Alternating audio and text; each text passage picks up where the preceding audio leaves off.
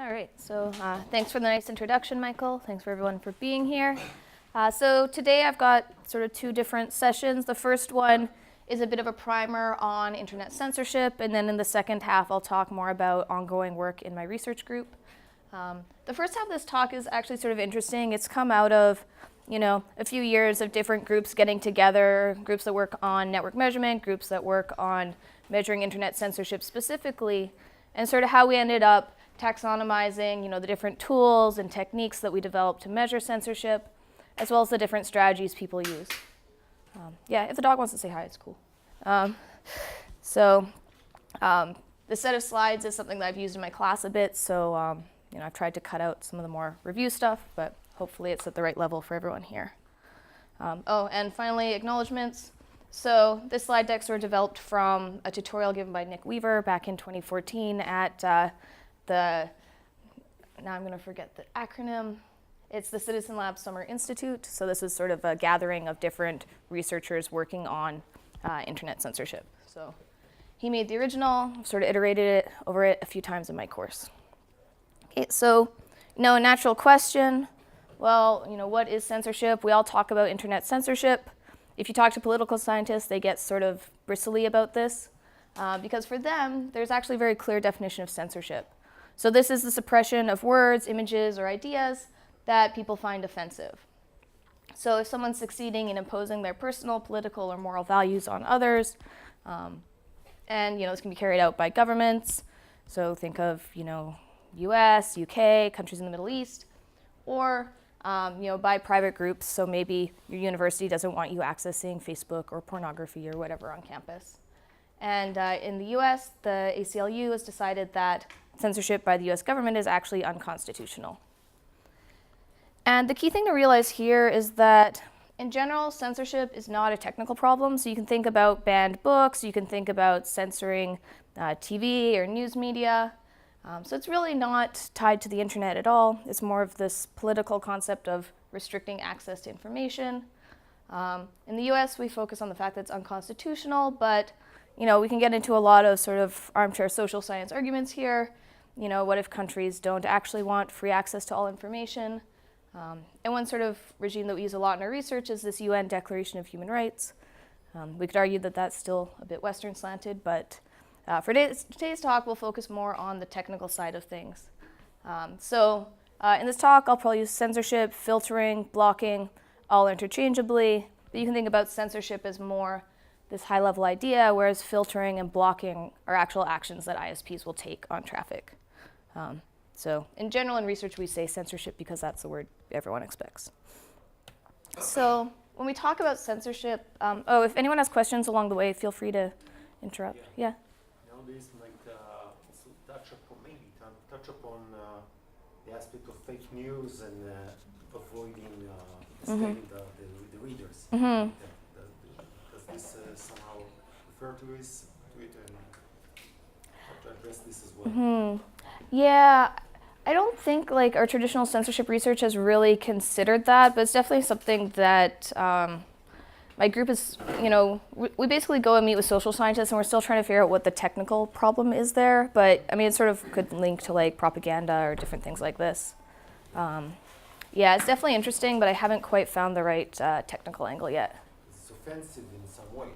Yeah. It's something in that there could be a central entity like a government. Mm-hmm. In this case, might be Facebook. Mm-hmm.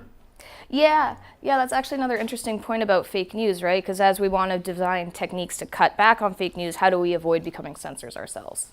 It's sort of an interesting but little orthogonal to today's talk. It's like an information denial service, like fake news. Yeah, or astroturfing or anything like that.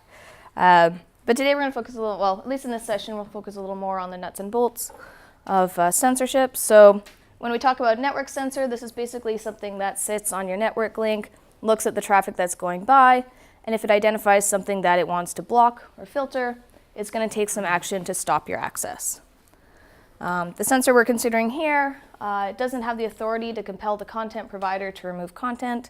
So for example, Twitter might not be receptive to requests from China to take down certain tweets. And it doesn't have the authority to compel the client to install software. So if you guys remember when China first started filtering the internet. One of their approaches was this Green Dam project, where they had people basically install censorship software on their operating system. And you can imagine that that wasn't super successful because people could just install their own OS. So just to illustrate this, you can imagine you've got your user. She wants to access whatever her favorite content is, and the censor is going to be sitting in the middle here, looking at the content that's going by and trying to decide whether or not to block it. Okay. So we've got two steps here. The first is identification. So, the censor's got all this traffic going by. How are they going to figure out that they want to block a specific flow? So here, what they look at is what we call the censorship trigger. So are they looking at the destination IP address? Is this a YouTube address? Is this a host name that they don't want people to access? Is it a specific URL? Are they looking in the HTML body for specific keywords? So this is the first step, which is identification, figuring out that you want to block something.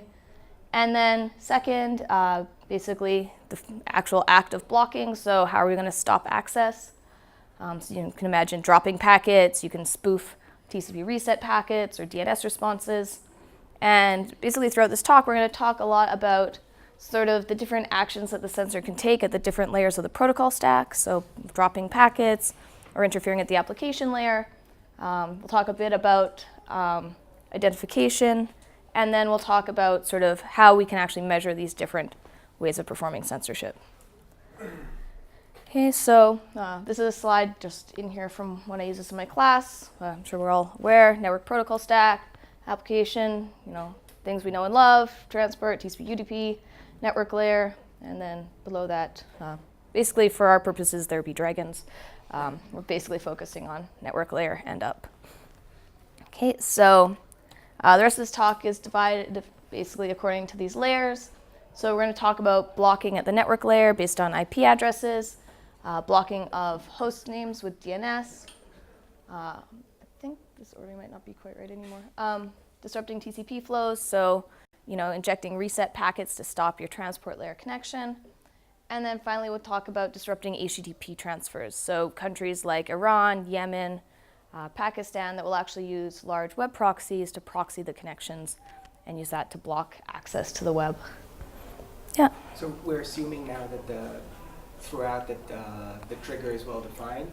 That is, there's some mapping from content, from bad content to IP addresses or whatever, and we're now it's well defined what we want to block. Yes, so for each of these we'll talk about sort of the strengths and weaknesses. So if you're blocking based on IP address, you might have collateral damage. It might be hard for you to know, what is the IP address of Google. Yeah. So this also relates with in a business where they want to block some sites like Facebook. Yeah. So that'll come up a bit more in the afternoon session, but especially in the case of web proxies, it's definitely dual use. Keep kids away from inappropriate content at school. Can also be used for filtering and surveillance in other countries.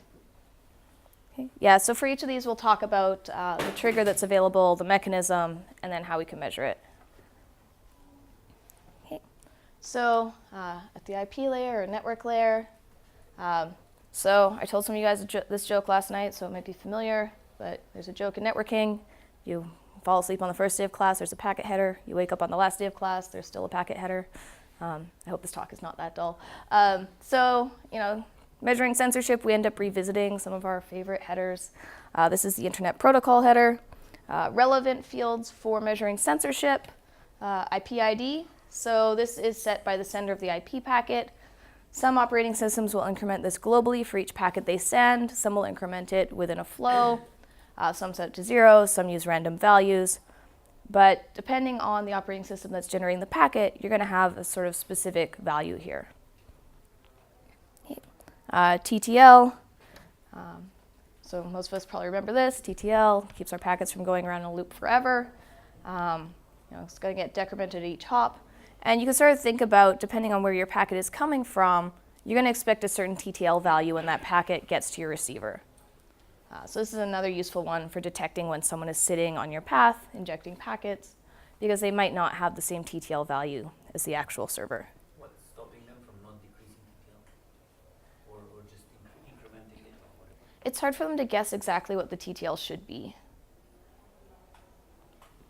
So you have your server that's sending and the client is expecting, okay, you know, a TTL of whatever if it actually comes from the server. Right. But it's really hard for a packet injector on the path to guess what that TTL should be on the fly to actually send it. So if the packet is on the path but transparent, they can just not determine the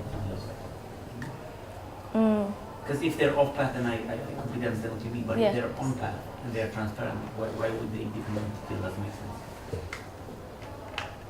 Yeah, I mean, the focus here is more on like the on-path injected packet case. Yeah, I'd have to think about what it means for an in-path one to not decrement. I mean, if you're in-path, you could do things like blocking and whatnot, so you don't actually, yeah. Yeah, this is more thinking about with packet injectors and things like this. Yeah. All right, source IP, so who's sending this? Destination, so if we want to block based on a given server IP address. Okay, so those are our relevant headers. At the network layer, so the first option, basically configure your routers using the access control list. So anyone who plays with routers knows that this is very fast and easy for routers to do, matching based on IPs. So we've got our client. They're going to send a packet to a given destination IP address. Our sensor has a list here. Maybe it's a list of IPs, list of prefixes. And depending on the destination of the packet, it's going to make a decision. So here we've got a packet, 46.82.blah.68. It's in the list. And so the sensor can just decide to not forward that packet. However, if this is a relatively simple sensor and they're just blocking based on single IPs, well, what if we just shift the IP address a little bit? So instead of .68, we've got .70. In this case, the sensor sees it, it's not on their list, and so they just end up forwarding it along. Okay, so this is blocking with access control lists. Advantages, it's quick, it's easy to configure. This is basically what routers do. However, disadvantages, obviously. We need to know the IP, so sort of alluded to earlier, what's the IP address for Google? There are many. It's easily evadable. I mean, even if you're doing this at the prefix level, enumerating all of the prefixes associated with YouTube, considering content that's going to use CDNs, it becomes a lot harder to actually pinpoint the IP addresses you want to block. And also high collateral damage. Even if we're just blocking at the level of an IP address, you can actually take down other web servers that are running on the same host. So this is a bit of an older study here where they found that 60% of web servers were actually hosted with 10,000 or more other web servers. I don't know if anyone has actually revisited this statistic, but I'm a little bit curious to see if it It doesn't seem like the interesting number. What I would like to know is how many of the interesting web servers are hosted on a shared hosting, and I think that would be very close to zero. If you examine Google or Facebook or YouTube, you probably have their own dedicated servers on shared But think of Akamai. So I was chatting with Bruce Max at Akamai, and what he was saying is, I was asking him, so are you going out of business because Facebook and Google are basically pushing their own CDNs? And he said, actually it's quite the opposite, because people now want HTTPS. If you have a small website, you can't run HTTPS all the way to the website because the latency is going to kill you. So then what you do is you go to Amazon for them to terminate HTTPS, which means that traffic will be terminated by Amazon proxies worldwide.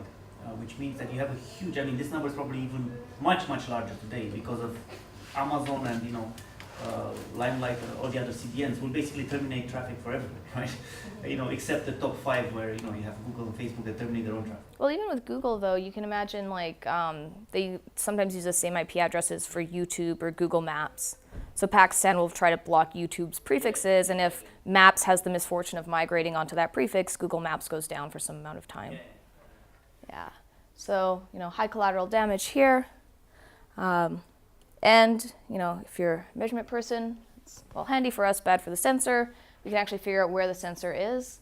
So just trace route to the IP address that is being blocked. If the ACL is sensitive to your port number and your protocol, do your trace route with TCP on port 80.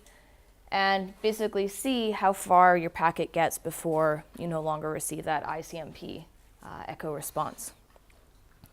Also, so if you're outside the network, okay, so it's within, yeah, so if you're the censored host, imagine you're Google sitting outside of China. Yeah.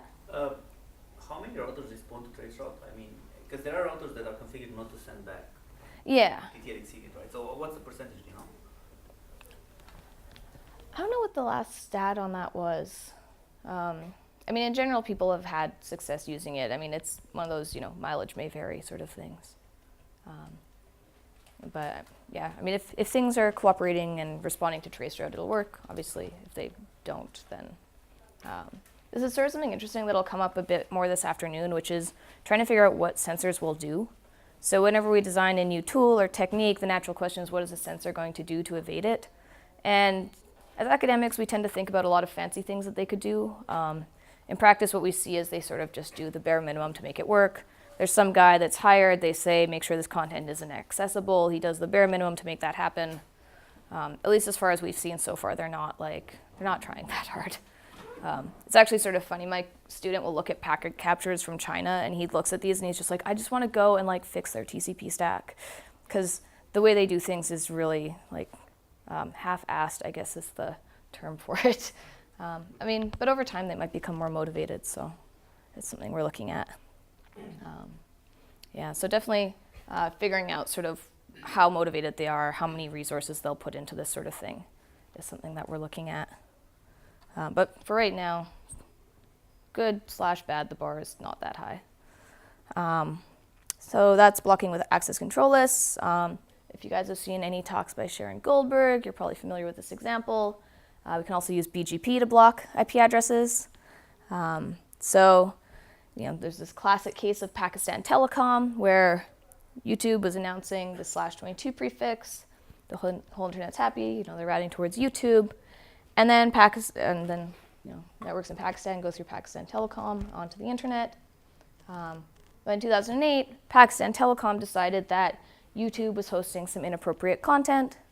And so they said, okay, ISPs, please block this URL. Here are the IP addresses. And then basically left it to the ISP to figure out how to do this. What do you mean by what is BGP? All right, cool. I can take a step back. So I don't have a ton of my BGP slides here. But so BGP, Border Gateway Protocol, basically it's what's used to route between networks on the internet. So we're thinking about routing between things like AT&T, Sprint, Verizon.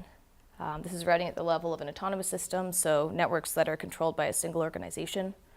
So you can think about AT&T, Sprint, probably even HebrewU has its own autonomous system number, I would imagine. And so how it's done is basically each organization is going to announce the prefix that they want to receive traffic for. So here YouTube says, hey, I'm YouTube, here's my prefix. If you want to send traffic to these IP addresses, forward the traffic to me.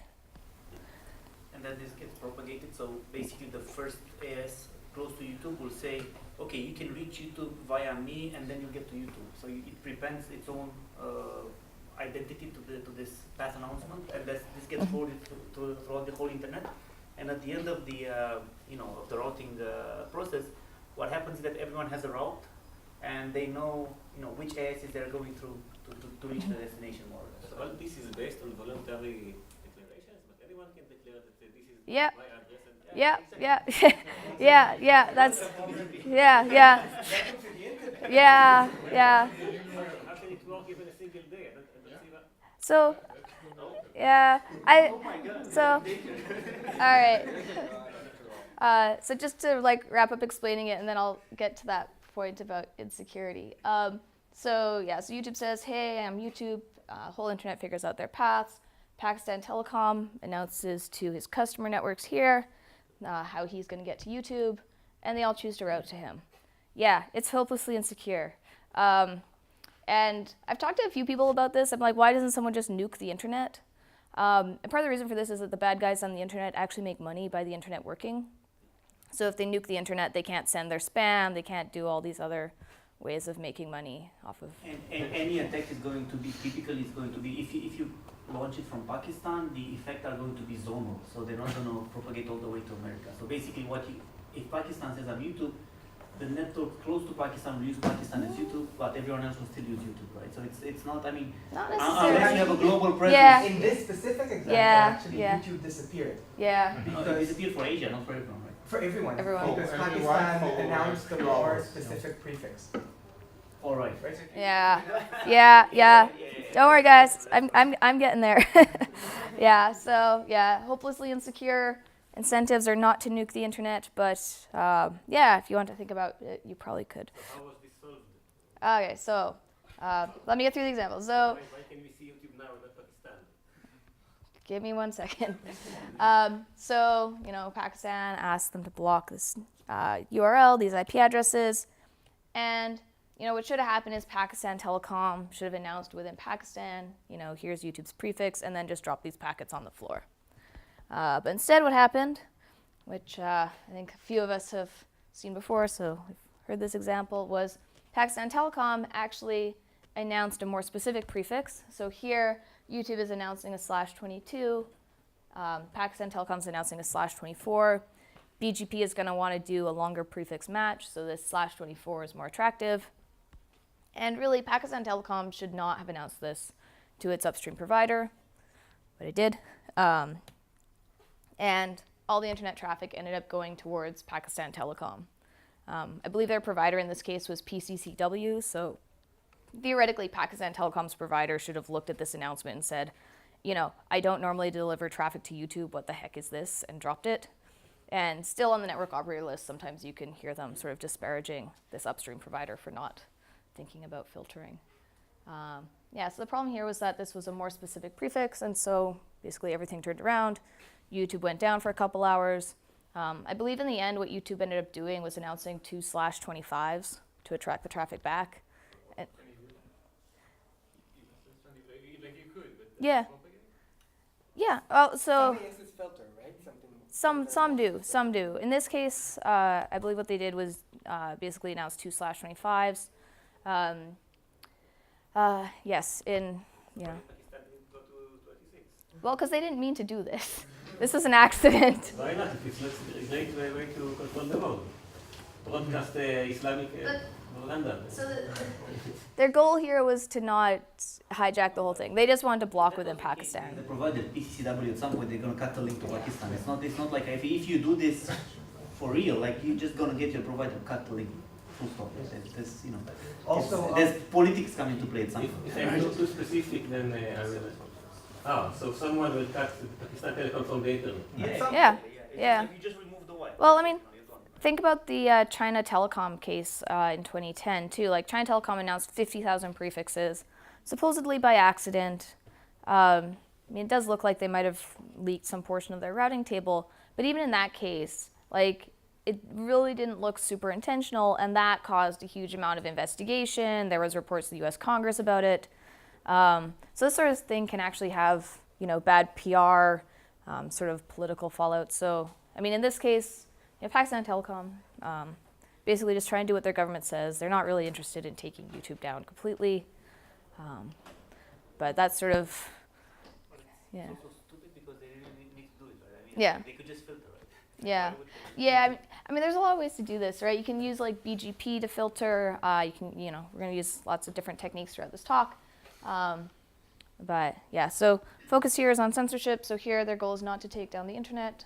We could probably chat over lunch or coffee about why we don't destroy the internet or how we could, whatever folks find interesting. So why was this so bad? We sort of touched on this. This was a more specific prefix. So Border Gateway Protocol is routing based on that longer specific prefix. All that traffic's going to Pakistan. And the problem we sort of alluded to here, there's no global route authentication. So, an ISP should filter announcements from their customer, which is clearly wrong. So PCCW should have said, hey, I don't deliver YouTube traffic. What is this? But in reality, this can be harder. So if you're a big network with customers and customers of customers below that, it's sort of hard to know who exactly should be announcing what. This is sort of a fun example to give to undergrads or students that haven't seen this before, because they're all generally quite amazed that the internet is so insecure. So securing the system, not a focus right now, just looking at how it's used for filtering. So here, instead of using access control lists at our router, we're going to make a bogus BGP announcement. Basically, routers that are close to the sensor, so if it's an equal length prefix, are going to route towards the sensor. If you configure it properly, you just don't announce it outside of your country. That would sort of make sense. In terms of detection, so if someone actually does forward this outside of their country, or we have a BGP monitor, so something that's sitting there listening to routing messages within the country, we can actually see this happening. So there was a case where Turkey was hijacking 8.8.8.8, and if you looked at the right looking glass server, you could see that they had announced this /32 prefix, which, as the question earlier alluded to, is quite long for a prefix. So this is sort of can have global consequences. And so, obviously in the Pakistan case, this was pretty embarrassing. All my Pakistan students, when I give this example, are just like, this again. In terms of challenges, how this can cause international collateral damage. So a lot of my work is with social scientists and giving them different tools and techniques. From a technical point of view, I'm really interested in this sort of filtering where you can actually have leakage outside of the region where you intend to do filtering. You can accidentally take down content you don't want to. So I'm more interested in when people accidentally censor or accidentally censor clients they're not interested in. But a lot of this also feeds back into social science and giving them good tools and measurement techniques. So yeah, we can have this international damage. Also collateral damage. So if blocking one IP address is bad, blocking a whole prefix is going to be even worse. As I mentioned, Turkey announced a /32. Actually, so folks at RIPE have been doing a few studies looking at sort of how often things longer than a /24 get propagated on the internet. It's more often than you'd think. I don't think one would want to assume this will go across the whole internet. But it's definitely one of those things that we're sort of monitoring with measurements over time. Okay, so that's blocking with BGP. Phillipa, Yeah. so you said that we don't typically see sophisticated things, but Yeah. did we ever see anyone try to do something more sophisticated, like being on the route Oh. leaking or Like interception stuff? interception? Yeah. That would be a way to not do things in that obvious a way and stuff. Yeah, I mean, that was the case of the China Telecom incident in 2010. So the case there was usually if it's a network like Pakistan Telecom and they announce YouTube's prefix, it's not a huge network. All of YouTube's traffic comes, their router blows up, and they're done. China Telecom, on the other hand, was one of the 11th largest ISPs on the internet. So they announced 50,000 prefixes. They got all this traffic to their network. They have the capacity to handle it. And since their network was so big, some routers actually had a path to the legitimate destination.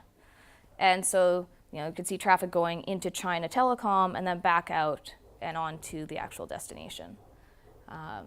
And Renesys has seen a few examples like this. We're actually building a real-time system to detect these with CADA. So yeah, we'll definitely see if there's sort of more of that going on. And by detect these, you mean like that potential eavesdropping type? Yeah, so we're looking at BGP routing anomalies and then doing on-demand trace routes to see sort of where the traffic's going. Huh? Or even filtering data. If you can do this, you can even filter the data itself, right? Oh, yeah. So, you can put it through your network, you can filter it, drop it, pretend to be the destination, all this sort of stuff. So people who've used this sort of technique, Pakistan, like we talked about, with their IP-based blocking, if they block YouTube, if a Google service has the misfortune of migrating onto a YouTube prefix, well, Google Maps or whatever it is will be unavailable until they sort that out. China, there's been some reports of IP blocking here. One sort of interesting thing we saw when we looked at the OpenNet initiative data for China was that they DNS redirect to a really small set of IP addresses. And these are not necessarily internal IP addresses, so they'll give you like a Google IP address, a Department of Defense IP address, Korea Telecom, and then basically just drop the packets. So our theory here is that they probably have a small access control list of IP addresses, and then they use DNS to basically send you to one of these IPs that they'll drop packets for. UK use this for blocking Pirates Bay's IP address. And then Australia sort of see these unusual cases. So They were doing IP-based blocking for the Melbourne Free University. EFF reported on it. But in general, there's a lot of collateral damage here, so we don't tend to see this used so widely. So we'll talk more about other filtering techniques and sort of why they're a bit more popular here.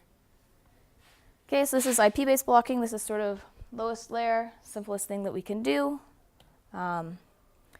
More popular tends to be blocking at the TCP layer. So how many of you guys have heard of China injecting reset packets? Okay, a few hands. This is sort of something that's been known about for a while. So, I think it is happen also in Israel for BitTorrent. yeah. Yeah, Comcast did it for BitTorrent in the US as well. And I was actually at a workshop at India last week, and I was trying to access Facebook on their open network, and I was actually getting an injected reset packet. I wish I kept the packet capture because I could show you. It was kind of fun. See an injected reset packet in real life. So this is, acting at the TCP layer. Here you can imagine you've got a lot of different possible triggers. Is it the IP address? Is it some content within that TCP connection? And there's sort of different ways that we can think about disrupting. So again, our favorite packet this is our second favorite packet header, TCP. So obviously this gives us our reliable in-order communication on the internet. We've got a lot of different fields. Relevant ones to think about here, SYN. So we've got a connection established with a three-way handshake. Depending on the sensor that you're looking at, some of them are sensitive to whether or not that three-way handshake has happened or not. So you can't necessarily just blast a packet into the network and expect the sensor to act. Some of them will actually try to make sure that the connection is open. Also the ACK packet. So, for each packet it receives, the recipient's going to set the ACK bit, basically saying, all right, I've received up to byte, n. I'm expecting byte n plus 1. FIN, how we'd normally expect the connection to end. So if you have nothing more to send your FIN packet, shut the connection down. And really relevant for research, I've got this reset packet. So basically what a reset packet says is that something's gone wrong and that both sides of the connection should stop communicating. So some software actually makes liberal use of these, so we can't necessarily treat all of them as anomalous or bad. But in general, this is sort of the semantics of the reset packet. So why are resets so interesting for censorship? Well, it says that there should be no more data from the source on this connection. So if you send a reset packet to a client, if the client accepts it, they're not going to accept any more data from the actual server. Basically says connection's done, don't accept any more data. And once someone has accepted that TCP reset packet, the only subsequent packets they're going to send are more reset packets. So I've accepted the reset packet. I'm not expecting any more data. If I do receive data, I'm just going to send a reset packet right back. I view this connection as aborted. But as I sort of alluded to before, resets are pretty common. So there's a 2005 study that found 10 to 15% of flows were actually terminated by a reset packet versus a FIN. This study was mainly done on a university network, so they were looking more at the client side. A lot of it was sort of Microsoft browsers in this case. Microsoft servers are sort of known to do the same thing. So, for HTTP, 20% are using resets instead of FINs. Again, this is like an older statistic if anyone wants to measure that again. But, long story short is we really can't treat reset packets as adversarial. We can't just drop them all and ignore them. Okay, so that's why reset packets are sort of interesting. Just to take a step back and think about the types of sensors. So when we talked about access control lists, what we're talking about here is a sensor that's actually in path.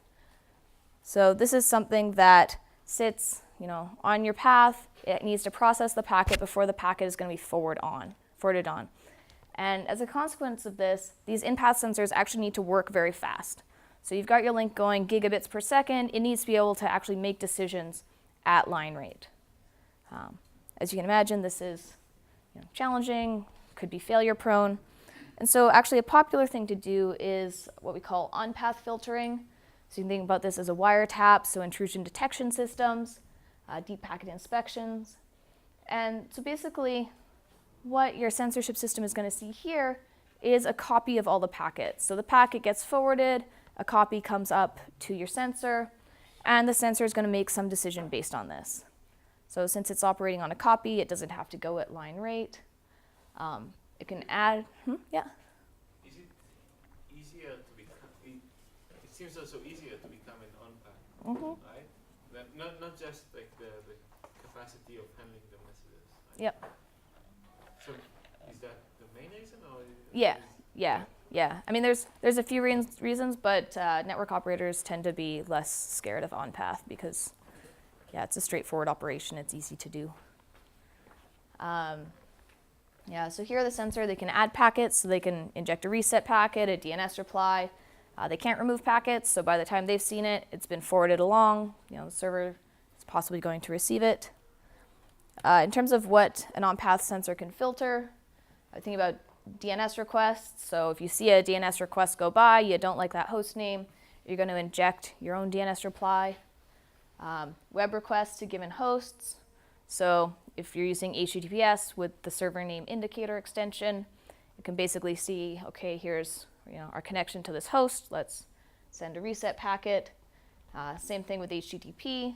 So if I see an HTTP request and I don't like where it's going, as an on-path censor, I can inject a reset packet and try to get the client to accept the reset. Limitations. So you can't censor the last message in a flow. So if it's the last message of the flow, by the time you see it, it's gone by. You can't remove it. It's basically going to get to the client, whether you like it or not, I guess. So here, you can block based on your DNS request. So you see the request, you can inject a reply, but you can't necessarily filter based on your DNS reply. So if I see a DNS reply go by, I'm like, oh wait, I don't like that. Too bad, it's already on its way to the client. So you can block HTTPS. So if you've got that server name indicator extension, we can see, okay, this is an HTTPS connection for a given host, and try to reset it. In this case, we're often limited to simple blocking. So usually when people are using packet injectors, especially with resets, they're not going to deliver a block page. They're not really able to do page content modifications. They're just sort of shutting down the connection. So the downside here is if you have a censor who wants to be transparent, they want users to know that they're doing filtering. This can be sort of a less optimal way to go using TCP resets. But if you don't want people to know that you're blocking, resets can actually be a useful tool. So one thing we saw in Yemen was pornographic content they were giving a block page for, so users knew that they were being blocked. But for political content, which technically they weren't supposed to filter, we were seeing TCP resets come back. So even depending on the type of content, you can see sort of different behavior.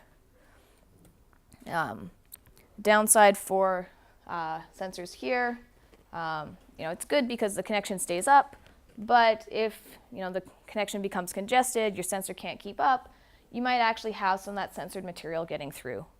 So people have looked at the Great Firewall of China and seen that, at very busy times of day on the internet, occasionally you're not going to get that reset packet. Sort of one way to think about this is, censorship is just network management. It's just being applied in a different way. So if it's too busy, the packets are still going to get through. So as the question earlier alluded to, well, okay, why are on-path filters so great? Well, if your in-path device fails, your connection's gone, your network operator is getting a lot of phone calls, it's not so popular. So if you talk to a network operator, they tend to view on-path devices as safer. This is something that they know how to do. It's easy to parallelize. You're just sending a copy of the traffic. You get more traffic, just plug more boxes and parallelize the analysis. And in general, it's less disruptive to install and use. Basically for the reasons above, right? You're not needing to have to keep up at line rate. If your sensor slows down, it's okay. The link is still operating at the regular rate. You just might not be filtering at 100%. As we mentioned, you can't censor a single reply. So if you've got a one-packet reply, by the time you see that reply, it's too late. It's gone to the receiver. And luckily for us, measurement folks, is that it's always detectable. So if the sensor is actually acting and injecting packets, we're going to be able to detect this. And part of the reason for this is that sensors in general can't perfectly mimic the other endpoint of their TCP connection. So we'll see an example of this in a couple of slides. Okay, so since I use this in my class, in case anyone hasn't looked at how these on-path sensors are installed, this is an example of Sandvine that was used to inject reset packets for BitTorrent and Comcast. So you've got your subscribers here, their traffic gets mirrored to the Sandvine device, and it can then inject reset packets that then get sent back down to the subscribers. So the key point here is that your subscribers have their connection to the internet, and really the Sandvine device is not, in the path. It's sort of just they're receiving a copy and then taking some action based on that. Is this legal in the US for a network provider to inject packets this way? Yeah. Because I think in most of European Israel it's legal actually to consider the net neutrality breach. Yeah, in the US as well. I think the laws have gone back and forth like a couple of times in the past couple of years and possibly again in the past few months. Yeah, one of the big issues with that, without going into too much detail, is sort of the government had to decide whether or not ISPs should be allowed to sort of manipulate the content as it goes through their network. There's a lot of law trying to figure out should they classify them as common carriers, in which case they're supposed to just pass the stuff on, not modified, or do they fall under some other legal regime? Yeah, I have a different slide deck on that, but probably not going to get into that today. But definitely, even in the U.S., it's gone back and forth pretty regularly. What's the active link versus standby link? So this would be sort of, if your active link goes down, just a backup link there. Yeah, and even in the Comcast case, the PR from this BitTorrent blocking was so bad. They stopped doing this and ended up doing something where if a client sent too much data, they just put them in a lower priority queue so that they were able to get better performance without actually singling out any specific application. How they should do it, right? Yeah. Sensible. Yeah. I have a friend that works for Sandvine, and I guess, when all of this happened, they sort of ended up switching to mobile, where it seems a little more okay to do this sort of discrimination, but even in the US, the net neutrality laws sort of go back and forth as to whether it applies to mobile. All right, so quick detour into net neutrality. Here we're focusing more on sort of outright blocking. And here, not only can we detect that censorship's happening, so we can't access our favorite content, but we can actually detect the mechanism. Since the censor is actually creating packets and not dropping them, we can basically see that, we've got sort of multiple packets with conflicting information in them, and we can identify these packets and even fingerprint them. Okay, so this leads to some sort of fun network measurements. So imagine you want to find a TCP reset injector. Yeah? How quickly do they do this? So for instance, do you have time to set up your initial TCP connection before the reset packet is? So I send this in, the guy tries to reset it because, and then do I get a CNAC before the injection or not? In general, we see the CNAC before the injection, and with ICLab, we sort of leverage that to detect the injectors. Right. So if the CNAC is coming from the real server, we get to see what those header values would look like, and then later on we see some reset packets with the header values that don't quite match up. So you can't use this to do man-in-the-middle attacks on Diffie-Hellman, right? Because if I get the CNAC from the server, that means, okay, I've accepted the sequence number from the server and so forth. And then I guess, what could the sensor do? I guess it could try to hijack the connection from the server and just reset the server side. So maybe it's possible. Yeah, that almost sounds like it'd be getting into decoy routing or some of the other.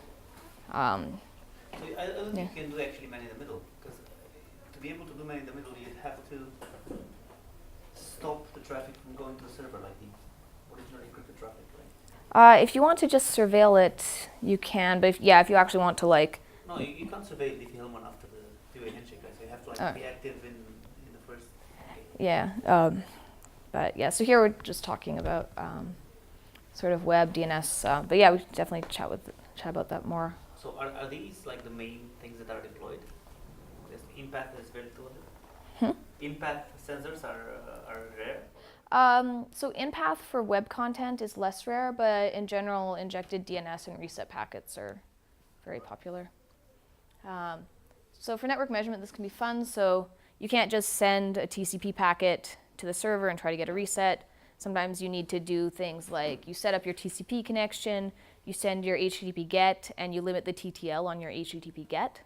So if that reset is triggered based on something in your HTTP GET packet, you increment this TTL until you get a reset, and now you know where on the path your filter is. DNS makes this easier. Just send your DNS request with increasing TTLs. One limitation is we can only detect these sensors when they're active. So, if it's just receiving that traffic and writing it to a database for later searching, we're not necessarily going to be able to detect that. This is something where we don't have a ton of research right now because it's really hard to measure. If we ever think of anything to do there, I think it would be pretty interesting. Okay, so I mentioned we can detect these reset packets. How are we going to do that? Basically end up with race conditions. So the sensor is injecting a reset packet, and the server is also going to generate a reset packet. And you have this condition where which of these packets is going to get to the client first. Also, there's sort of two different cases that can happen. So think about if your sender is still sending data when your reset packet is injected. So, your client basically receives that reset packet from the sensor, and the server is going to be sending data along. Okay, so the client is going to see a reset packet, they're going to see some data after, they're going to think, what's going on here? I just got a reset packet, why is this thing still sending data? So just to illustrate this, so we've got our client, our sensor, and then the web server that the client wants to access. So when the client sends the request, the sensor decides that, okay, I don't like this, generates a reset packet. And here notice that they're generating the reset packet based on the sequence number and ACK number of the packet that the sensor was able to see. So they see, okay, sequence number 32, ACK number 1, increments the sequence number, keeps the ACK number there. And the server is also going to reply to this packet. So here it might send a bit more data. It's going to have the right ACK number. And now what's this client going to do? So we've gotten data after the reset packet. What's going on here? They'll just reply with the reset, right? I mean, the reset semantics are here. Yeah, exactly. So in this case, this is out of specification. No one should actually generate a sequence like this. And so, the client should basically just drop the packet on the floor in this case. So, this case is a bit more straightforward here. The sensor's happy, he's won the race. The client accepts the reset, and it's just going to send resets to additional data. But what's worse is if your reset injector is just slow. So what happens if your reset injector doesn't win the race? So it takes time to decide that the flow should be blocked, and in the meantime, the server is sending content back to the user. And so what happens here is you can end up with a reset packet coming after the data. And here, if the sensor is generating the header values based on the packet it saw, its header values are actually going to be, you can think about it as being out of date. So they're going to be based on the earlier packet. So what this looks like is, our client sends their packet. So our sensor is still thinking about whether or not they want to do filtering. The server has replied. And now, by the time the sensor's packet reaches the client has already advanced to sequence number 238. And here's our injected reset packet saying, hey, sequence number 2. Just drop the packet out the window, right? Yep. Client says, what's going on? Out a window. Right, so in this case, the client is going to drop the packet. So what reset injector is actually... You can change the clients in such places.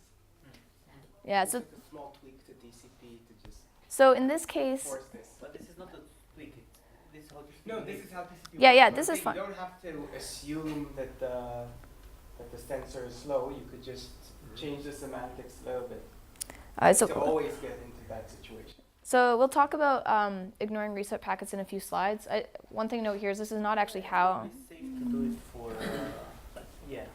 This is an abnormal situation. It's not You why can you delay the reset and wait to see whether you get Yeah. the right packet in. have some time interval, and if you see something. Yeah, I mean, so we've talked about doing that with DNS. One thing to notice here, though, is that, so this is sort of a straw man example. So here, obviously, the client is going to ignore this. If you're building a reset injector and you want the client to accept your reset packets, you're not going to use those values that were in that packet. What you're going to do is actually send multiple reset packets and send them with increasing sequence numbers. So you basically just send reset packets with higher and higher sequence numbers, hoping that you'll get one that's ahead of the data and get the client to accept. Simply send a reset with the highest sequence number you can send, which is basically the receive window, right? So the sender says this is the receive window. You basically put the last packet that's going to be accepted by the sender at this point. So that gives you at least the edge of the RTT. So as long as you're not one RTT out of phase, then you should be fine. Mm-hmm. Yeah. Because Yeah. you know, like, what's the Yeah. largest sequence number? Yeah, the so server will so accept. you can do the largest sequence number. You can do arbitrary increases, which is what some of these products do because they're not as clever as us, I guess. But what we end up seeing is that, we end up with reset packets with this sequence number change condition. So even if you send the reset packet with the largest sequence number you can think of, you still haven't received all of those bytes from the server.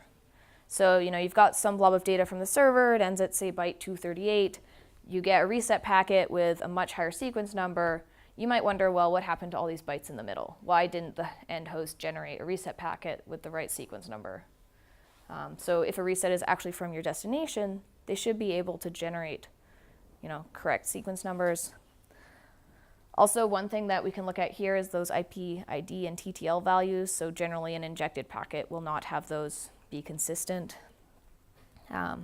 So because of this, a reliable injector is actually always detectable. So if they're just taking the value from the packet they saw, well, they get into that case where the packet will be ignored.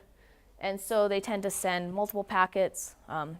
One of the fingerprints of the Great Firewall of China is that you'll get multiple reset packets with incrementing sequence numbers. They also increment their congestion window value. I don't know why. But it's sort of this thing that we can see. So, they send sequentially. I don't think I have the slides here, but in 2009, some folks looked at different reset injectors, and you see things like some add like 102 to the last sequence number, just really arbitrary things people have decided to do to try to advance the sequence numbers. But for us here, we can see it because there's going to be a gap. Obviously, this has come up a few times. Can we just ignore reset packets?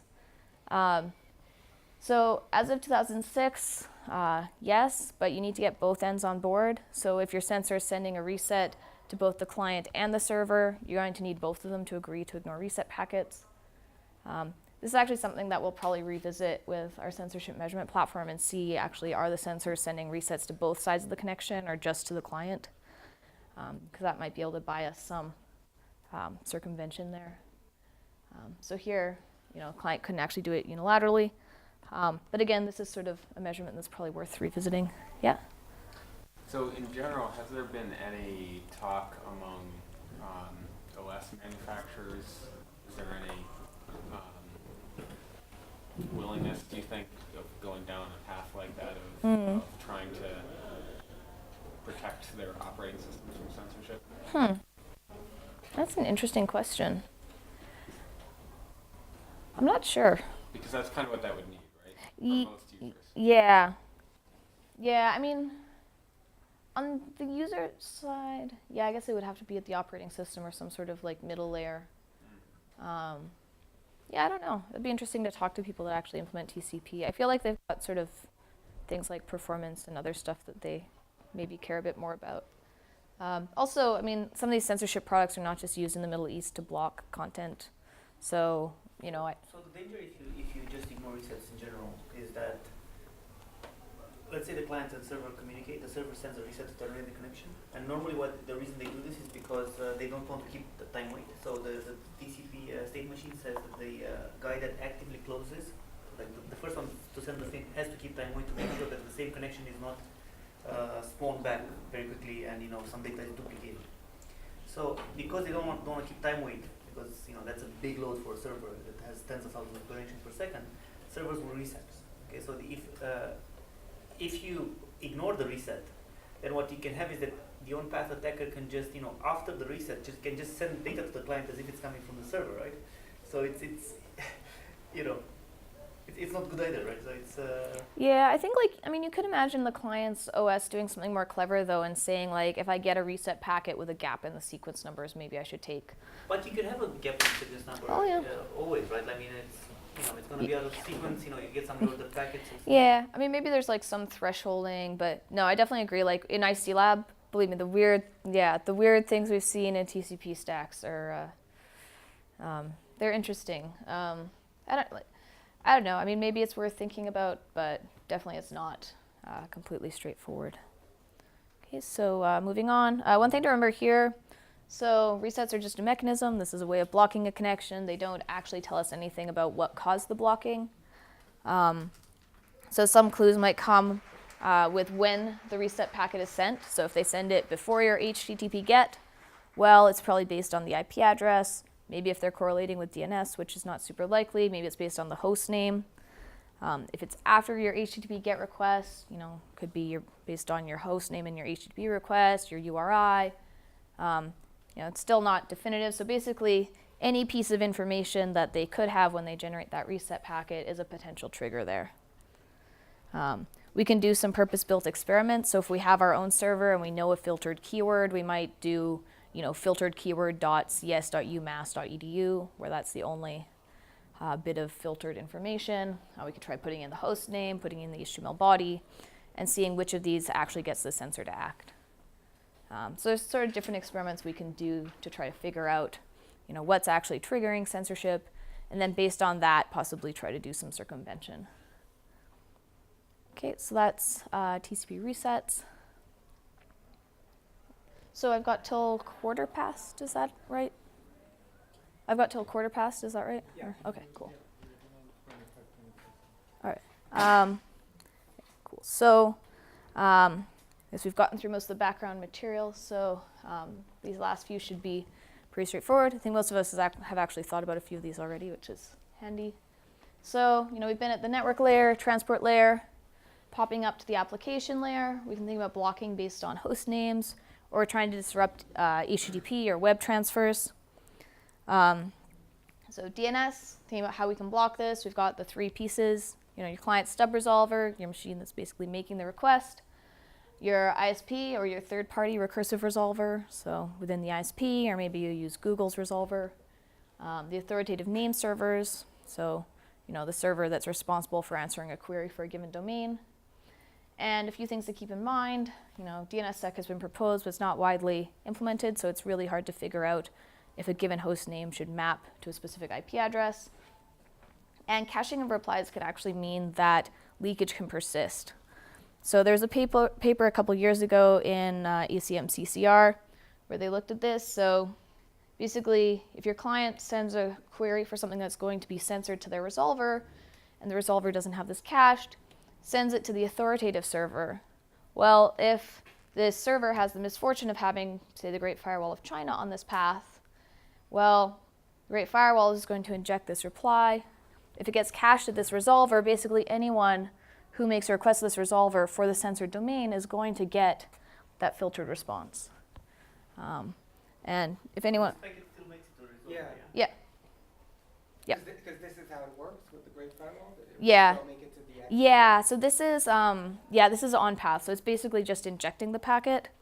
And we can basically figure out if it's working on path or in path based on whether or not we can see that second reply. If it's in path, it's probably going to drop the request and just send its own reply. Great Canon was actually operating in path versus on path, which is sort of one of the reasons it was so exciting. Do Chinese people have fiber to the home? I'm not sure. Because I would imagine if you get enough people on board, you can easily create enough load to allow you to sort of visit YouTube at some point. So you Sure. do a DNS, Yeah, you DDoS just attack on do DDoS on the firewall, and then at some point, okay, go now. All right. Running So, at the break. okay, we can chat about this over lunch. That's sort of orthogonal to where we are right now. But yeah, so there's this case where things can get cached, and I'll post a link to these slides on Twitter later today if anyone wants to take a deeper look. But there's a paper that looked at this in CCR 2012 by Anonymous. Basically did a bunch of like different DNS lookups to try to figure out where they were seeing cached censored IPs. Okay, so how can we block it? So is this common by Anonymous then? Oh, writing papers like this? Yeah. I believe the two Anonymouses that we will refer to are the same group. Yeah, so one of the reasons papers like this tend to be anonymous is if you're working with like a Chinese or an Iranian academic who doesn't have academic incentives to get credit for the paper and just risks that they're taking on, they may choose not to put their name on it. And so sometimes in that case, the American academics will also not put their names on it, so there's no linkage and whatnot. Yeah, that's another good conversation for lunch and dinner, sort of how this impacts students and people working on it. But maybe from a more technical perspective, then you don't actually need the cooperation of someone beyond the Great Firewall for this specific research, right? It seems like you just need to For this one, no. look at the examine the patents. Yeah, they just had a collaborator who happened to be I see. in the region, yeah. So what can we do to block? Well, can we pressure the ISPs? So basically, I go to Comcast or whoever, and I say, if you get a request for piratebay.org, well, give this IP address instead. This is pretty easy to evade, so just point your DNS resolver at Google's 8.8.8.8. Requires the client to do changes, but given that most of us know about this Google public DNS, this is obviously something that is doable. I wish I could find that picture. There's a great picture of 8.8.8.8 graffiti in Turkey. I'm guessing that's what you're thinking of. I'm just thinking that, okay, you're evading your government, but Yeah. now Google knows literally I know. everything. Yeah. Yep. Yep. Like, Yep. we're going. Yeah. I mean, in the case when Turkey initially started having the ISPs return different IP addresses, people were spray painting 8.8.8 on the wall. Yeah, pick your poison, I guess, government or Google. And in general, ISPs won't block these third-party DNS queries because, blocking DNS traffic going in and out of your network can be complicated. You can accidentally block things that you don't necessarily want to be blocking. Okay, so two ways to do this: get the ISP on board.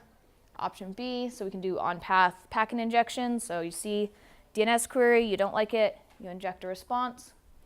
And I think this was sort of getting alluded to in the earlier set of slides. Well, what happens if you just wait for a second response? And with DNS, this is a lot easier than with TCP. And so basically, if you're trying to request content from Google's DNS server, you've got a censor sitting in the middle. The censor's DNS reply is going to come before Google's.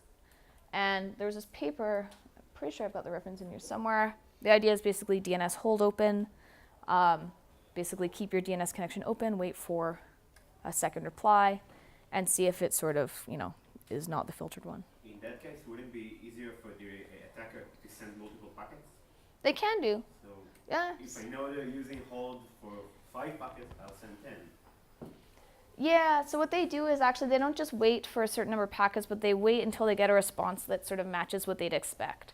So just to show what this looks like, we've got our client stub resolver, the recursive resolver, and we've got our injector sitting in the middle there. At some point, the client requested something that wasn't filtered, so they know roughly what the TTL value when it comes from the actual server looks like. It knows roughly how long it takes. So if I make a query to Google DNS for something that's benign, it takes roughly 200 milliseconds. The TTL is usually around 20. And so now if we make a query for something that is going to be censored, well, the censor first tries to reply. So it says, okay, maybe it sets its TTL to 256. And since it's closer to the client, the value is going to be 231 when it finally gets there. So the client says, okay, usually the server has a TTL of 20 when it gets to me. This is 231. The TTL is, too big. Also, usually the server replies after 200 milliseconds. This took 10 milliseconds. So obviously, The TTL starts out with 255, yeah? The initial value of the TTL at the client. some do 255. I mean, Because basically the injector can figure out how long the path is from the client to itself. It can assume that the path is symmetric, and therefore it can know, by how much the TTL is going to decrease on the way back, and it can just do its own DNS query to figure out, how close is that server. I mean, given that the number of resolvers is small, Mhm. it's sort of easy to just map, resolver IPs to like TTL to that resolver from your viewpoint. And Mhm. then it seems like it should be fairly tricky to just, Well, if you have clients, fairly easy to just put the right TTL value. you could. I think it would be hard to. So if you have clients with different path lengths, you're going to have to do this basically for every client Yeah. that you want to filter. If it's China, that could be a really large set of clients. Because in your original packet, if you examine the TTL, you know how long it will take your packet to get to the client, right? And then Yeah, you do a okay. one memory lookup for the TTL from you to the Yeah. actual DNS. I wonder how often that is actually that symmetric. So that is one way around it. One thing that we've also seen though is that the TTL tends to be like around powers of 2. So we've seen like things that start at like 64 or 128 as Right. well. But yeah, I mean, again, a lot of this is, interesting to go out and measure and see like how often are these symmetric? How often could they actually do this? What we've seen so far is they don't. The TTL values look pretty obviously strange. So if they try to inject another reply, so here they've tried to lower the TTL value. Here they've gone too far, they've made it too low. It arrives after 50 milliseconds, so still a bit too fast. And then finally the legitimate reply comes, it's got a TTL of 20, comes after 250 milliseconds. So it's taken long enough, we've got a TTL value that matches. We end up accepting this one. If you're using DNSSEC, what you can actually do is just keep waiting until you get a reply that validates with DNSSEC. Presumably people can just forge certificates in DNS, right? If you have like a big state level attacker, then validation doesn't mean anything, right? Because it's all about the root certificate that dictates what can validate. Yeah, so, yeah. Just pixel out DNSSEC in the whole country, which is I think what will actually happen in Iran or China. They'll just say, well, we don't support this protocol in the net. Yeah, Let's see, it's even easier. yeah, yeah. But there is no legitimate reason Well, from their point of view for people to use DNSSEC. yeah, I mean, one of the things that we've heard too is like, Iran, I think for a bit was blocking like HTTPS, or you hear about China slowing down HTTPS. It's always interesting trying to figure out like what they'll do, how far they're willing to go, how much resources they're willing to spend. Given the state of affairs right now, yes, assuming certificates are not totally broken, which, mileage may vary, you can sort of basically wait and get one that validates. So, basically for now with how China's actually implementing this though, the hold on technique will work, which is kind of simple and nice. In terms of details, so they looked at the round trip times of the real DNS replies as well as the injected ones. So obviously the injected replies are coming much faster. And this is sort of telling. This is the IP TTL value for the legitimate packets, so things that actually came from the server, and those that were injected. So as we can see, the censor is really not being that clever right now. So our actual server gives us this nice consistent TTL value, and the injected packets are sort of all over the map. So they're generating all sorts of different TTL values here. How do you avoid censorship to trigger the censor to inject and not inject? Oh, because you look at all the responses, right? Oh, yeah, and I forget exactly how this study did it, but one of the neat things about China is that you can just send DNS packets over basically across the Great Firewall, and if it's for a filtered IP address, you'll get an injected response back. So you can have a client in China issuing DNS requests out, or you can just shoot DNS packets into China. So, isn't the solution here to just write your own resolver, your resolver, and run it on your own machine? Yeah. Because then you can basically like visually look at the replies you get and just manually pick the one that you think is fine. Well, even you can just use this heuristic. Like this is Yeah, exactly. this is pretty obviously a bit weird. Yeah, I'm not sure if they've actually implemented hold on or distributed it to anyone, but it would seem like a nice, simple circumvention tool. For CS people, it should be trivial. Like, Yeah. Okay, what did they do today? Okay, let me plot these. Yeah, there's actually a group that was doing DNS performance optimization, so helping people pick better replicas for content, and they saw a spike in users from Vietnam, and then we saw a lot of DNS filtering in Vietnam, and so their performance enhancement tool had been accidentally used for circumvention. One thing I've alluded to here is how fun sending DNS packets into China can be. So I'm not going to go into all the details of this. I've mentioned this to a few of you. This is probably one of my favorite measurement papers of the last few years. Basically what they did is they sent DNS packets into China pointed at IP addresses that were not hosting DNS. So any reply they got was definitely from the Great Firewall of China. And what they did here is they took the IP TTL and ID values seen in those responses, and they were actually able to tease out that there were two different processes generating these packets. They could see how many processes and devices these requests are being load balanced over. So this is really a great example of squeezing blood from a stone. Like just sending DNS packets into China, you could figure out that here there's two different processes. They were able to figure out if multiple IP interfaces were directing to the same process. What are the bands? Like, why do you have those bands, like the red and blue bands at the bottom? Okay. Or red at the top. So here, those ones are the IP IDs. Right. And so let's see. I need to look at this. Make sure I'm looking at the right series Because here. I guess the diagonal lines are the IPs of the two processes, and they are sort of in sync. Yeah. So these are actually the TTL values. So basically, Alright. it's incrementing the TTL value as it goes along. Right. And so you can see sort of, okay, it's incrementing. In terms of the way it's generating IP IDs, the two processes maybe started with some different initial value. There's a lot of like measurement geekery in this paper. If you go on the Phillipa website for 2014, you can watch the video of the talk, which explains it really well. But I just wanted to give this example because it's sort of a really neat example of something very simple where we're able to learn actually quite a bit about how censorship was being implemented. Okay, cool. So we've got just over 10 minutes. Should be able to get through this. Yeah, this is DNS. Nice example of a simple measurement where you can learn quite a bit.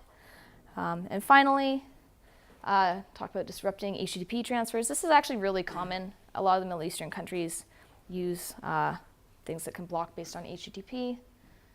So, we've talked a lot about on-path sensors. We talked about packet injection.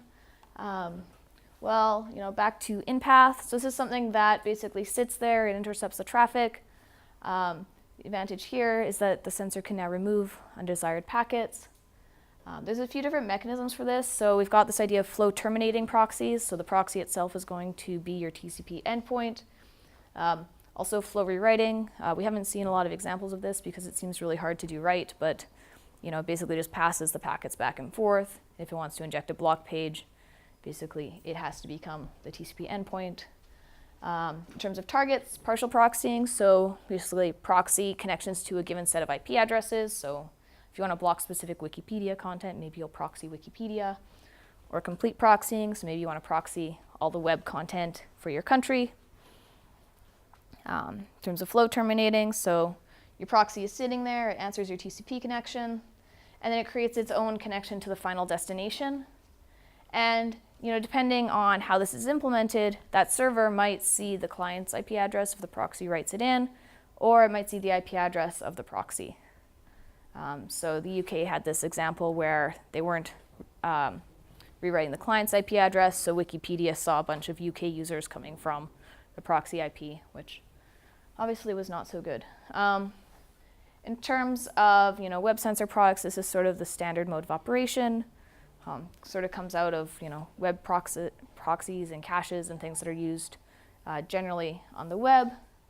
These are easy to implement, they're well understood, and it's really easy to sort of repurpose them for censorship. Okay, so just to make this clear, yes, most of us are aware of TCP, but just to make it more visual. So here, your client is going to send their SYN packet, proxy is going to reply with a SYN ACK, and send their own SYN to the external server.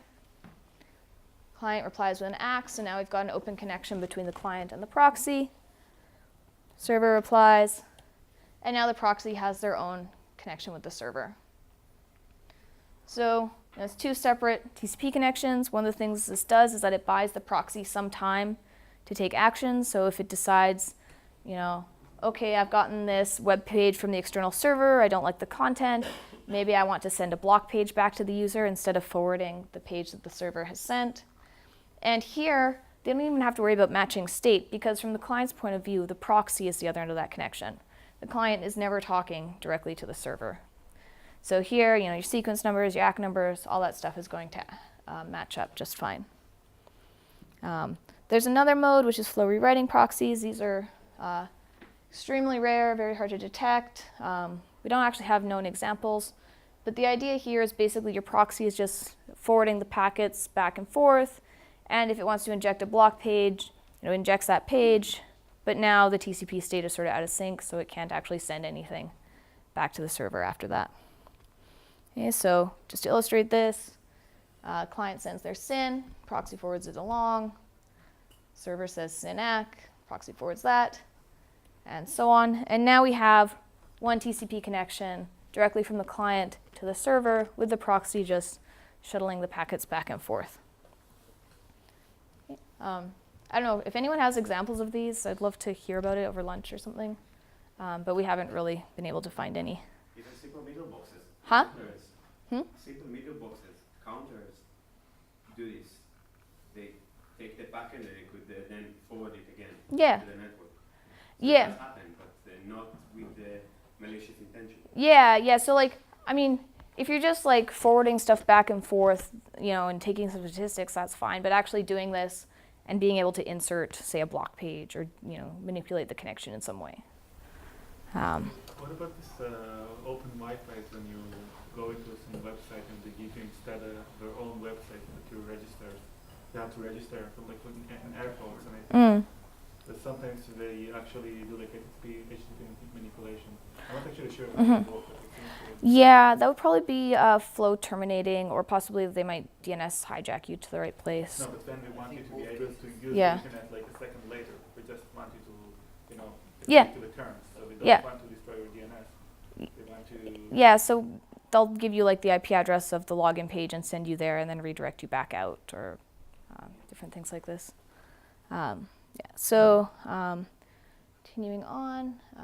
So there's two ways we can do this. Basically proxy everything or do partial proxying. So you might do a BGP hijack of specific prefixes you want to proxy, send those through the proxy. You do it with an ACL. And so here, the proxy is only going to be processing traffic for a smaller set of IP addresses, not all of them. So if your proxy fails, well, it's only going to impact the websites you want to proxy. It's more load tolerant, so you're not having to proxy basically everything. But here, you actually have to know which sort of content you want to target with your proxy and your filtering. So it works if the sites you want to filter are known, but if you don't, it's less straightforward. Partial proxies are sort of fun in terms of measurement. So the UK had this child porn filter, and they misclassified an image on Wikipedia. And so for a little bit, they were proxying all Wikipedia traffic from the UK. And since they didn't insert the client's IP address, Wikipedia thought that basically all the Wikipedia traffic from the UK was coming from one IP. So this triggered Wikipedia's abuse detector. Also, sort of a fun trick is that we can use partial proxying as sort of an oracle to figure out which hosts are being blocked. So you can send a SYN packet to an IP that you think is being proxied. So you send it with a short TTL, you know it's not actually going to reach the server. If you get a SYN ACK packet back, then you know that you've got a proxy on your path that's answering your TCP connection. You can imagine doing this over a large set of IPs. You figure out which IP addresses are being proxied. You do a reverse DNS lookup, and you can figure out potentially which hosts are hosted on that IP address. So there's a paper by Richard Clayton that basically did this to reverse engineer which host names were being blocked. Okay. So partial proxies, sort of fun. If we have a complete flow terminating proxy, we can detect them even when they're not censoring. So if they do sort of silly things, like when they copy your HTTP request from the client before they send it to the server, some things they tend to do are change the capitalization of your headers. So you can send an HTTP packet with sort of funny header values, capitalized content length. If it arrives at your server, all uppercase, then you know that there's a proxy sitting on your path, sort of sending your packets back and forth. So that's sort of a description of how those work. I brought some hands-on activities. I think we've got like a couple minutes to look at them. These ones won't work, but I think the other ones are more closely related to what I just talked about. So I'll post a link to these slides on Twitter. That's okay, I'll do like the Nettalyzer hands-on thing. But I'll post a link to these on Twitter if folks want to look at these packet captures. They're from the Great Canon. You can see fun stuff like an HTTP packet sent through the internet with no TCP handshake getting a response. You can see things like you don't see a second response from the server, so you can see that the Great Canon is in path versus on path. What's the Great Canon? So this is, so there's the Great Firewall, which is China's normal blocking mechanism. The Great Canon was basically, so there were clients outside of China that were accessing websites with content from China embedded. And when those requests went over China's Great Firewall canon, whatever, they basically injected their own replies. So it was a Baidu JavaScript file, and then China's filtering mechanism inserted its own JavaScript file instead, and it caused the clients to access, I believe it was greatfire.org and github.com. So GitHub had this big distributed denial of service attack, and they were able to look and figure out that it was basically people were embedding this Baidu JavaScript. We can look at packet captures and see that we get the JavaScript back from the Great Firewall, and we don't actually see Baidu's JavaScript come back, which seems to imply that they were actually not forwarding the request on. But yeah, so traces, there's blog posts. We can chat about more later as well. Yeah, this is actually another good example where if this had happened, I would say 3 or 4 years ago, I don't know that we would have been able to figure this out as quickly as we did. So the Great Canon happened, and I forget who spotted that it was related to people who were embedding this Baidu JavaScript. But then the folks at ICSI just started, hammering, sending all these different HTTP GET requests into China, and they were able to see the responses come back and actually figure out how this thing was working. So they could figure out things like the cache size. So if you've had the thing injected, are you safe for some amount of time? Does it just repeatedly inject? Is it stateful, not? So this was sort of a nice example. More related to what we just chatted about. I'll load one of these up. Does this have internet? I don't know. Yeah, it might not, but I think I also turned it off. Oh.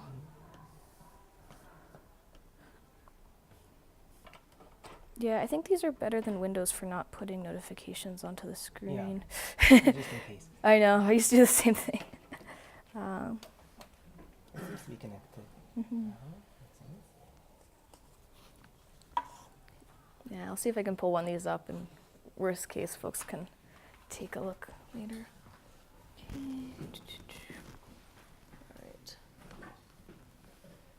All right. Work. Okay. Aha.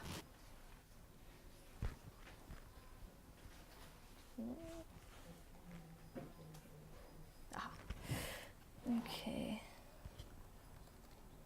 So if any of you guys have played with Netalyzer, it was this sort of Java-based network measurement tool. And they put in some of the proxy detection techniques that I talked about. So here, if you do a who is on this IP address, you'll figure out it's Jordan or some other Middle Eastern country.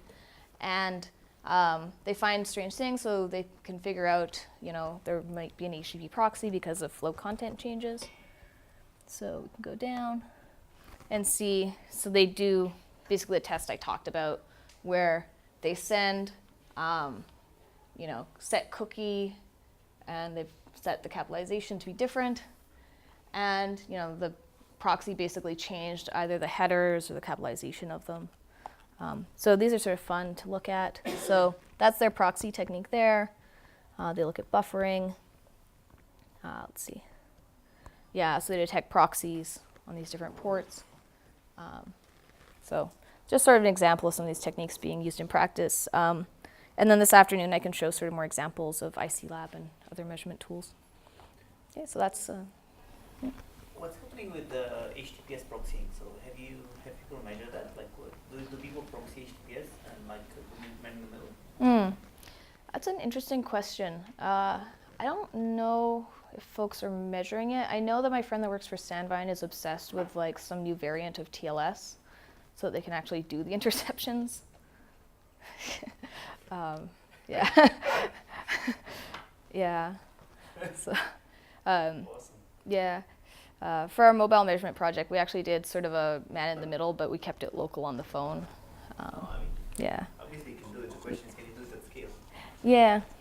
Or are they doing it at scale? Mm-hmm. So now the question was, for these web proxies that are deployed for HTTP, Mm-hmm. where are they deployed? Like, what does the tier look like? Is it like a single site for the whole country, or is it more like, every provider will have a rep from the government to do this, or how does it work? It depends. So some countries like Iran around 2001 made a rule that everyone has to access the internet through their national telco. So all the international communications are through this one AS. It implements its own filtering.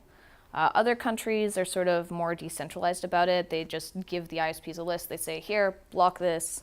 And each one is sort of left to their own devices to figure out how they want to do it. Countries like Yemen is sort of a good example of this, where it all goes through one central ISP, but they do have finite capacity. So I think they've bought a certain number of Netflix licenses, or not Netflix, NetSweeper licenses. And if too many people are online, it can no longer go through the NetSweeper proxies. Yeah, so we definitely see sort of interesting behaviors there. So we'll be back here at 1:15 for All the right. second part of Cool. Phillipa's tutorial.